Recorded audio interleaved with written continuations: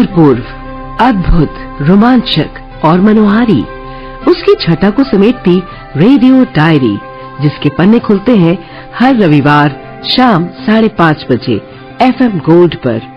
पूर्वोत्तर डायरी। सभी सुनने वालों को चंद्रिका जोशी का नमस्कार। पूर्वोत्तर डायरी में आप सभी का स्वागत है।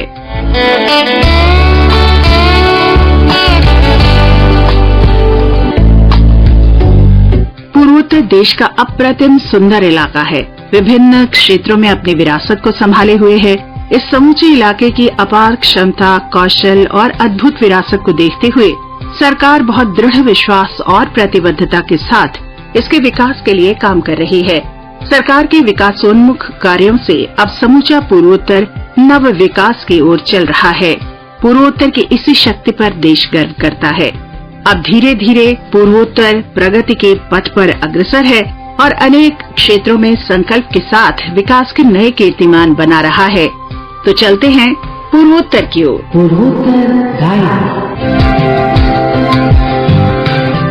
आज के संस्करण में हम आपके लिए लेकर आए हैं मेघालय को $10 अरब की अर्थव्यवस्था बनने के अपने महत्वाकांक्षी लक्ष्य को हासिल करने के लिए एक रोड मैप तैयार करने का आह्वान। विश्व मानसिक स्वास्थ्य दिवस पर 10 अक्टूबर को पूर्वोत्तर राज्यों में भी हर साल की तरह आयोजन। अरुणाचल प्रदेश में भारतीय अंतरिक्ष अनुसंधान संगठन इसरो ने विज्ञान भारती विभाग के सहयोग से पूर्वी सियांग जिले में स्पेस ऑन व्हील्स कार्यक्रम नामक अनूठा आयोजन किया। दुर्गा पूजा नजदीक आने के साथ ही त्रिपुरा में लोग पहली बार राशन की दुकानों से सरसों का तेल भी उचित मूल्य पर खरीद सकेंगे। त्रिपुरा में निपुण भारत मिशन करेगा मूल्यांकन सर्वेक्षण। असम सरकार ने नई 1000 किलोमीटर की सड़क परियोजना के लिए सैद्धांतिक अनुमति दी। मिजोरम में लोकतंत्र के उत्सव की घोषणा, यानी मिजोरम में 40 सदस्यीय विधानसभा सीट के लिए 7 नवंबर को मतदान होगा। निर्वाचन आयोग सभी प्रबंध करने में जुटा। और एक नजर डालेंगे सिक्किम पर भी, जो इस समय अपनी सबसे भीषण प्राकृतिक आपदाओं में से एक का सामना कर रहा है। सेना ने हमेशा की तरह अपने समर्पण और कर्तव्य निष्ठा का परिचय दिया। और साथ ही आज के संस्करण में हम आपके लिए लेकर आए हैं असम से हमारे गुवाहाटी संवाददाता की वन्य जीव संरक्षणवादी और हरगिला सेना की संस्थापक डॉक्टर पूर्णिमा देवी बर्मन के साथ बातचीत। पूर्णिमा देवी बर्मन ने ग्रामीण असम में 10,000 से अधिक महिलाओं की एक हरगिला आर्मी तैयार की है, जिससे विलुप्त होती हुई सारसों की प्रजाति यानी हरगिला को बचाया जा सके। ये एक ऐसा जन आंदोलन बन गया है जिसने महिलाओं को नेतृत्व करने के साथ ही संरक्षणवादी बनने का भी अधिकार दिया है।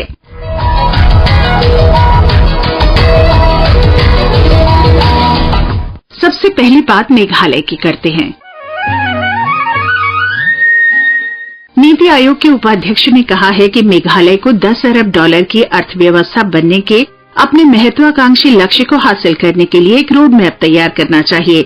नीति आयोग के उपाध्यक्ष ने राज्य के मुख्य सचिव डोनाल्ड पी वाहलांग के नेतृत्व में विभिन्न विभागों का प्रतिनिधित्व करने वाले शीर्ष अधिकारियों के साथ बैठक की। The development agenda of the state. Honorable CM called on me in April to share the development program. उन्होंने बताया कि प्रधानमंत्री मोदी का मानना है कि लक्ष्य निर्धारित करने के बाद ही आप सरलता के साथ आगे बढ़ सकते हैं। इसलिए $10 अरब की अर्थव्यवस्था का लक्ष्य महत्वाकांक्षी है। राज्य सरकार का लक्ष्य 2028 तक मेघालय को $10 बिलियन अर्थव्यवस्था में बदलना है। राज्य की उपलब्धि के बारे में बात करते हुए नीति आयोग के उपाध्यक्ष ने कहा कि मेघालय अच्छा प्रदर्शन कर रहा है। साथ ही उन्होंने बताया कि शिक्षा और पानी के क्षेत्र में राज्य की उपलब्धियां आश्चर्यजनक हैं। मेघालय और नीति आयोग कई क्षेत्रों में मजबूत संबंध साझा करते हैं और उस रिश्ते को भी विभिन्न स्तरों पर आगे बढ़ाया गया है। नीति आयोग के उपाध्यक्ष ने बताया कि कुछ मुद्दे हैं जिन पर नीति आयोग ने राज्य के साथ चर्चा करने का प्रयास किया है। मेघालय के मुख्यमंत्री ने अपने दूसरे कार्यकाल के अंत तक राज्य को $10 बिलियन की अर्थव्यवस्था बनाने का एक महत्वाकांक्षी लक्ष्य रखा है, लेकिन हमें प्रतीक्षा करनी होगी और देखना होगा कि सरकार इस लक्ष्य को कैसे हासिल करेगी और खासकर उस संदर्भ में जब भारत तीसरी सबसे बड़ी अर्थव्यवस्था बनने से अभी कुछ ही दूरी पर है। But we will need to wait and watch how the government will go about to achieve this target, especially in the context when India is on the verge of becoming the third largest economy. This is Lamphang Nospung from AIR News Shillong.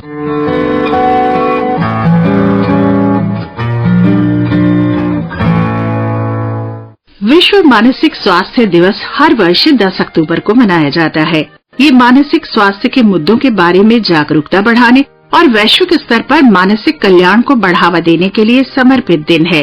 WHO के अनुसार दुनिया भर में हर 8 में से 1 व्यक्ति मानसिक स्वास्थ्य विकार से पीड़ित है, जो उसके शरीर के लिए और सामाजिक संपर्क और आजीविका पर भी प्रतिकूल प्रभाव डाल सकता है।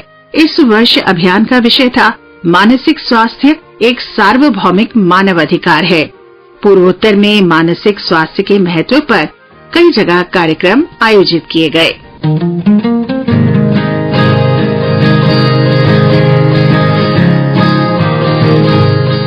हम सब जानते हैं कि पिछले कुछ दिनों से सिक्किम ने बड़ी प्राकृतिक आपदा का सामना किया है। मंगन जिले में दक्षिण लहुनक हिमनद झील में विस्फोट के कारण तीस्ता नदी बेसिन में बाढ़ ने पश्चिम बंगाल के निचले हिस्से में तबाही मचाई है। अचानक आई इस आपदा से जान माल की क्षति हुई, बड़ी संख्या में लोगों को वहां से निकाला गया, 2500 से अधिक लोगों को बचाया गया और 78 के करीब लापता लोग हैं। 3000 से अधिक को राहत शिविरों में आश्रय दिया गया। आपदा ने कस्बों, बांधों, पुलों, सड़कों और घरों को बहा दिया। इससे प्रभावित हुआ दूरसंचार और बिजली का बुनियादी ढांचा। भूस्खलन शुरू होने पर उस पैमाने की मानवीय त्रासदी हुई जो इस हिमालयी राज्य ने शायद पहले कभी नहीं देखी थी। सिक्किम में अब सेना, वायुसेना, अर्धसैनिक बलों, राष्ट्रीय और राज्य आपदा बलों, राज्य और केंद्र सरकार के विभागों और स्वयंसेवकों के संयुक्त प्रयासों के माध्यम से राहत और हालात में तेजी से सुधार हो रहा है। The Himalayan state has perhaps not seen before. Former Director of Sikkim State Disaster Management Authority, Ganesh Chandra Khanal, highlights the lessons learned to mitigate the impact of such disasters in the future. Sikkim is now on the long road to recovery through the combined efforts of the Indian Army, Air Force, paramilitary forces, national and state disaster response forces, state and central government departments and volunteers, which would strengthen the Himalayan state's response to such events in the future. With Sarkat Sarkar, this is Tasha Mubatia for Akashvani News from Gangtok.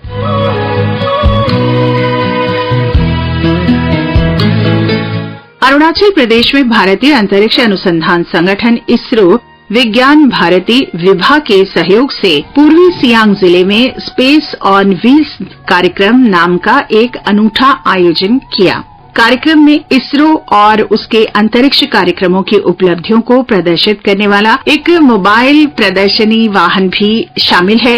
हमारे संवाददाता राकेश डोले ने बताया, space on wheels मूल रूप से इसरो के launch वाहन, उपग्रहों, अंतरिक्ष अनुप्रयोगों और व्यवस्थित लॉन्च पैड का एक फीचर स्केल मॉडल है। ये प्रदर्शनी जिले के विभिन्न स्कूलों और कॉलेजों में आयोजित की गई। इसमें बड़ी संख्या में उत्साही छात्रों ने भाग लिया और प्रदर्शनों को देखा। उपग्रहों, लॉन्चिंग वाहन और संचार प्रणाली के परिष्कृत मॉडल प्रदर्शित करने वाली मोबाइल प्रदर्शनी स्पेस ऑन व्हील्स कार्यक्रम का प्राथमिक उद्देश्य स्कूल और कॉलेज के छात्रों को इसरो की गतिविधियां और भारत के अंतरिक्ष मिशनों के बारे में मूल्यवान जानकारी उपलब्ध कराना था। इसके अलावा इसका उद्देश्य युवाओं को अंतरिक्ष विज्ञान के क्षेत्र में रोमांचक और सम्मानजनक कैरियर के अवसरों के बारे में भी जागरूक करना था। JN कॉलेज पासीघाट के सहायक प्रोफेसर एनुक लिबांग का कहना था कि इस पहल से बड़े पैमाने पर छात्रों को लाभ हो रहा है और उनके मन में अंतरिक्ष और विज्ञान के बारे में अधिक से अधिक जानने की उत्सुकता बढ़ रही है। प्रोग्राम का मेन मोटिव तो है कि बच्चे लोग जो कॉलेज स्टूडेंट हैं, साइंस स्टूडेंट, वो लोग को स्पेस साइंस में इंटरेस्ट पैदा करने के लिए और स्पेस का इसरो का जितना भी अचीवमेंट हिस्ट्री उसको जानने के लिए इसरो ने जो इस देश के लिए क्या क्या किया उसको जानने के लिए प्रोग्राम विज्ञान भारती और इसरो कोलैबोरेशन करके अरुणाचल का टूरिंग कर रहा है। तो डिस्ट्रिक्ट में किया है, एक पपुमपारा में हुआ है और अभी ये सियांग में आया। तो मैं तो शुक्रगुजार हूँ विज्ञान भारती का और इसरो का। और यूजुअली स्टूडेंट लोग को बुलाने का यही था कि स्पेस में इंटरेस्ट पैदा हो, स्पेस साइंस में इंटरेस्ट पैदा हो ताकि उसमें करियर भी बना सके। अंतरिक्ष विज्ञान के क्षेत्र में रोमांचक और सम्मानजनक अवसरों के बारे में युवाओं को जागरूक करने के प्रयास में स्पेस ऑन व्हील्स प्रदर्शनी का समापन युवा वैज्ञानिकों में उत्साह के साथ देखा गया। इसका उद्देश्य विद्यार्थियों और जिज्ञासुओं को उनके द्वार पर ही उपग्रहों, प्रक्षेपण यानों और संचार प्रणालियों के बारे में जानकारी प्रदान करना रहा। The Space on Wheels initiative is an effort to sensitize the youth about the exciting and rewarding career opportunities in the field of space science. For Akashvani News, this is Rakesh Dole, Itanagar.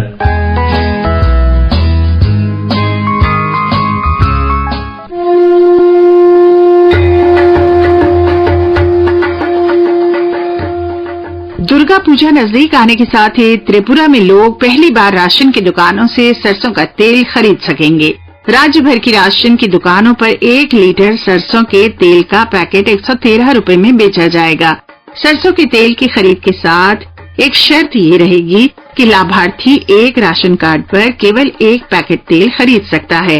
हमारे अगरतला संवाददाता कुणाल शिंदे ने बताया कि इसके अलावा मुख्य रूप से मीठे व्यंजन तैयार करने के लिए उपयोग में आने वाली मैदा, चीनी और सूजी जैसी आवश्यक सामग्रियां राज्य की सभी 2056 राशन की दुकानों पर प्रति किलोग्राम के हिसाब से बेची जाएंगी।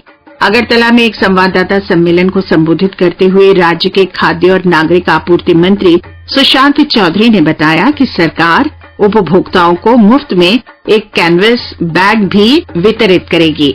श्री चौधरी ने ये भी बताया कि माल चढ़ाने और उतारने में 635 मजदूर शामिल हैं और दुर्गा पूजा के अवसर पर प्रत्येक को 2000 रुपए की उपहार राशि दी जाएगी। त्रिपुरा में दुर्गा पूजा लोकप्रिय त्योहार है।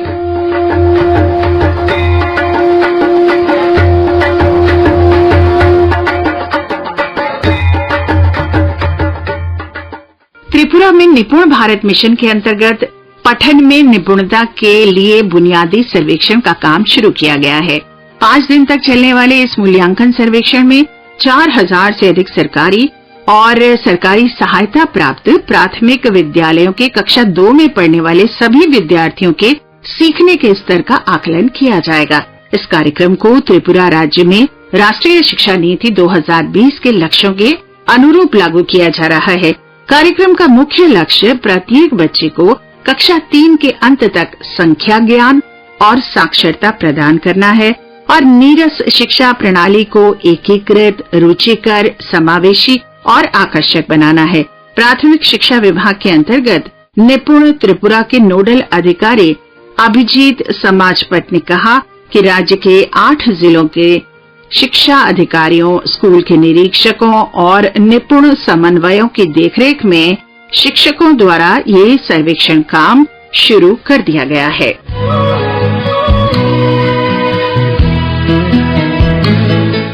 असम सरकार ने नई 1000 किलोमीटर की सड़क परियोजना के लिए सैद्धांतिक अनुमति दे दी है। असम माला के अंतर्गत ये हाई स्पीड इकोनॉमिक कॉरिडोर 30 अरब रुपए की अनुमानित लागत से बनाया जाएगा। गुवाहाटी में मंत्रिमंडल की एक बैठक में इस आशय का फैसला किया गया। मंत्रिमंडल ने नाबार्ड से 9 अरब 50 करोड़ 43 लाख रुपए का ऋण लेकर 90 ग्रामीण सड़कों और 4 ग्रामीण पुलों के उन्नयन का भी निर्णय किया। मंत्रिमंडल ने तिनसुकिया में भेरियन बुरायन पाडुमोनी वन्य जीव अभयारण्य के पर्यावरण रूप से संवेदनशील क्षेत्र की घोषणा के संशोधित मसौदे को भी मंजूरी दे दी है। सुप्रीम कोर्ट के निर्देश के अनुसार वन्य जीव अभयारण्य के पास 1 किलोमीटर की दूरी तक संवेदनशील क्षेत्र बनाने के लिए ये मसौदा तैयार किया गया है।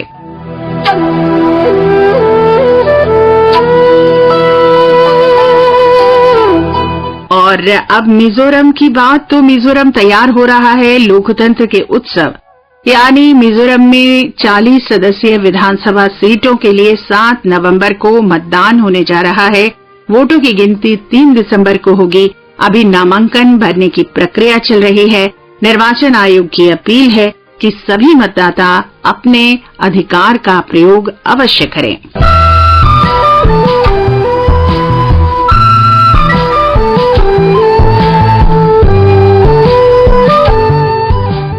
पूर्वोत्तर क्षेत्र विकास मंत्रालय के राज्य मंत्री श्री BL वर्मा ने 12 अक्टूबर को MDONER एनालिटिक्स डैशबोर्ड और पूर्वोत्तर संपर्क सेतु पोर्टल लॉन्च किया।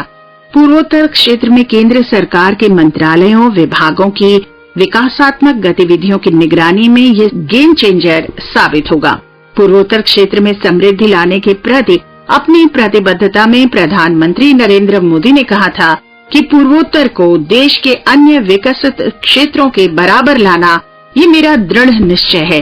और इसी दृष्टिकोण के साथ आगे बढ़ते हुए राज्य मंत्री श्री BL वर्मा ने नई दिल्ली के विज्ञान भवन में वर्चुअल माध्यम से डेटा एनालिटिक डैशबोर्ड और पूर्वोत्तर संपर्क सेतु पोर्टल शुरू किया।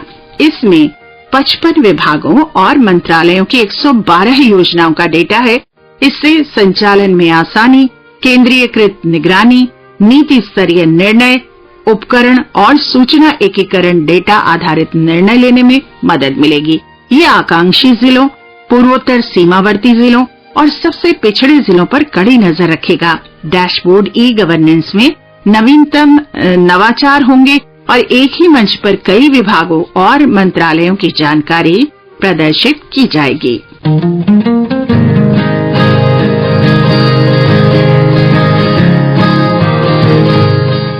डॉक्टर पूर्णिमा देवी सारस पक्षी को विलुप्त होने से बचा रही हैं।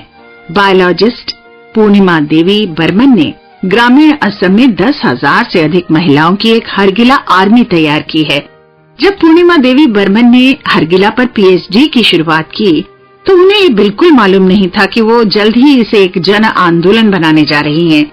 एक ऐसे आंदोलन को जो न केवल पक्षी को विलुप्त होने से बचाएगा बल्कि हजारों महिला संरक्षणवादियों की हरगिला आर्मी बनाने से मानसिकता बदलने और आजीविका प्रदान करने का भी काम होगा।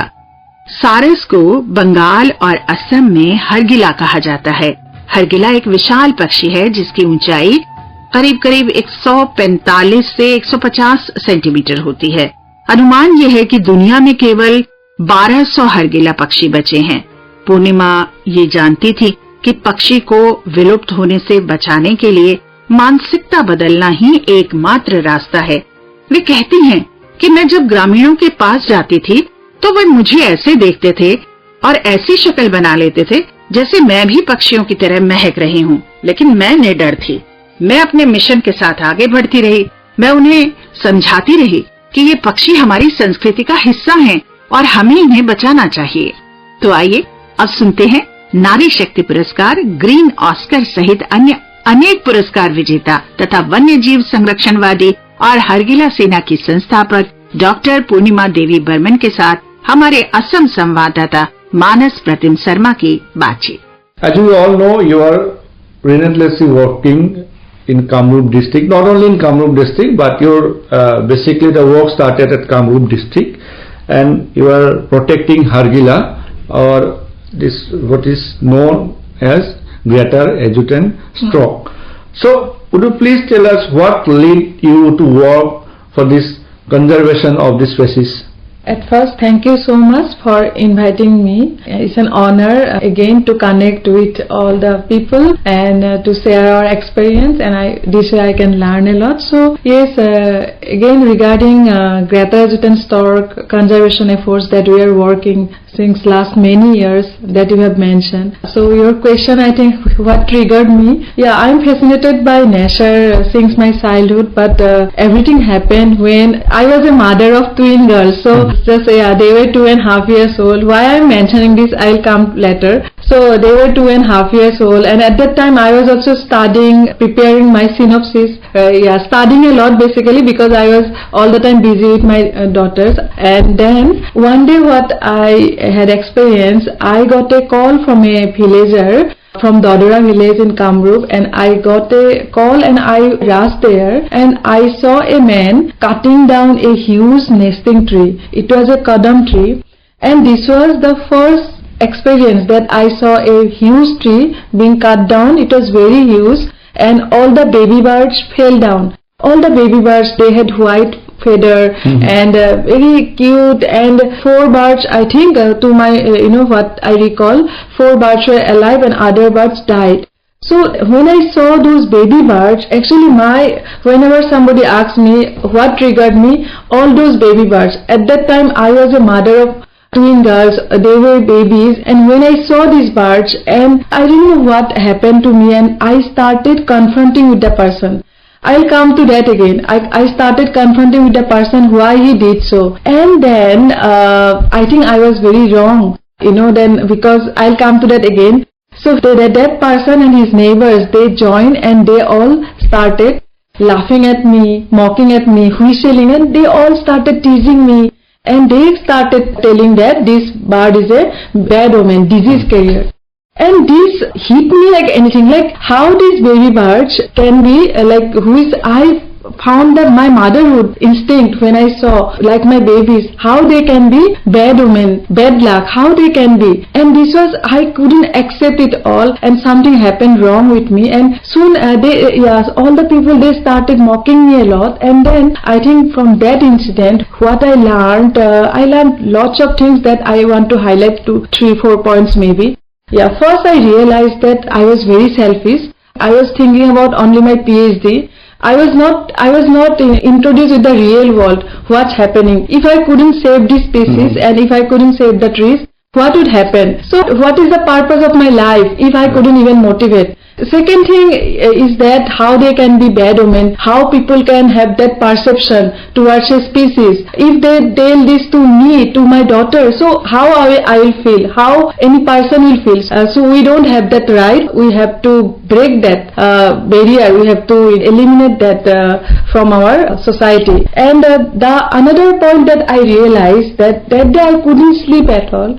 So I realized that this bird should be in the hearts and minds of people, and then only we could incorporate, we could be able to achieve our goal. And more than that, what I realized that, as I told, that I was confronting with the person, I realized that before changing others, I have to change myself. I have to be a person, I have to be a community person, I have to be like them, I have to transform myself. I cannot confront, it is their own tree, so we should collaborate, we should discuss, and we should create awareness together. That is the collaboration I realized. So those things I wanted to highlight. Now, thank you. As you said on collaboration, as you all know here that you have set up a huge task force. Mostly initially it was for the local women, but later men also joined there, and this is known as generally is Hargila Army, right? So now after starting the movement of mass participation, and we are always now people are emphasizing conservation, nature conservation and environment education, that we should know how to protect all these things. What changes you have noticed regarding conservation? Right. So in my last, with Hargila, I am working for 15 years. Otherwise, since I was a student, I was volunteering for. You studied in Guwahati University. So in my last entire 20 years of journey, I would like to come to Hargila. So it's a huge change actually when you are working consistently. So that is the first thing, consistency. Then the second thing, I want to highlight today much on collaboration. Everyone, our youths, policymakers. So collaboration and community. If we work with communities, with collaboration, and if they are the stakeholders, if they feel that they are the stakeholders, if they have that ownership. So these are the key things that really changes the scenario. So our story is like how communities can change, how communities, if they want, they can change the perception, they can change the fate of a species from bad omen to a cultural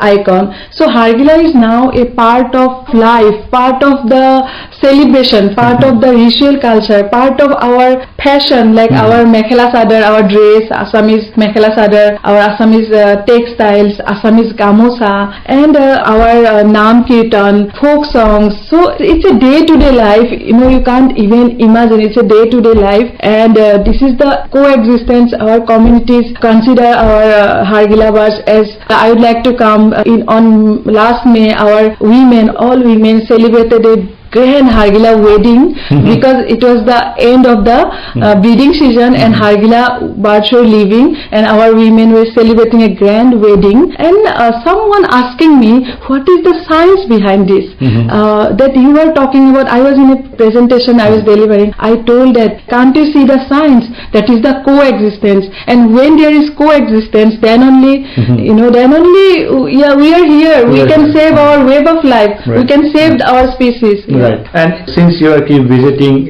various institutes, even you went on to foreign countries to deliver lectures, to share your experiences, what you have noticed, like how far we are concerned here in India, and specifically in Assam, we people in Assam are concerned in in conservation of the natures, and how those people are concerned. What is the difference you have found, in way of working in both the areas? So lots of difference, but our goal is common. We have whenever I meet all the conservationists, we all share same passion. But first difference that I want to mention, that I am so proud, so blessed to be a part of biodiversity hotspot, being from Assam. So we are so green. So whenever I go, so I carry that green with me, I think, and I celebrate that green, and I am so proud. So I think that is the first difference. And when you are a part of this green, and I think your voice is more powerful than anyone, right? So you have that experience. And for example, we are working for Hargila, so we are working with communities. So I think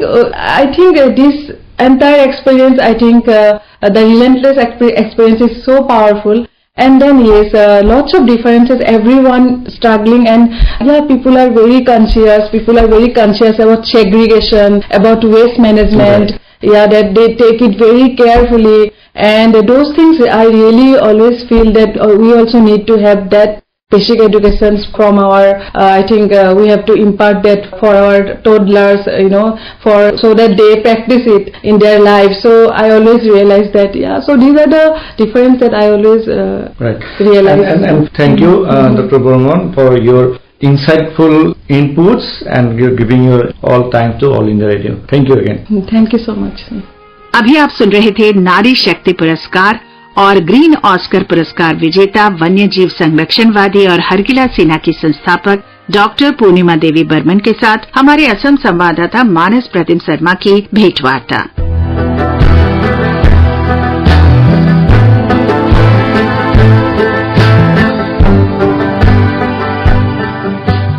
कार्यक्रम आपको कैसा लगता है, हमें अवश्य बताएं। हमारा email पता है airnsdtalks@gmail.com।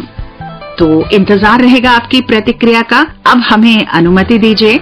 आलेख और संकलन चंद्रिका जोशी, तकनीकी सहायक दानिश जैदी।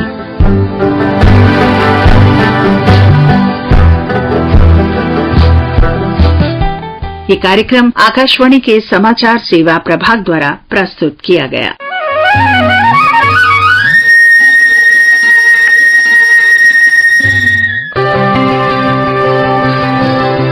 उत्तर पूर्व, अद्भुत, रोमांचक और मनोहारी, उसकी छटा को समेटती रेडियो डायरी, जिसके पन्ने खुलते हैं हर रविवार शाम 5:30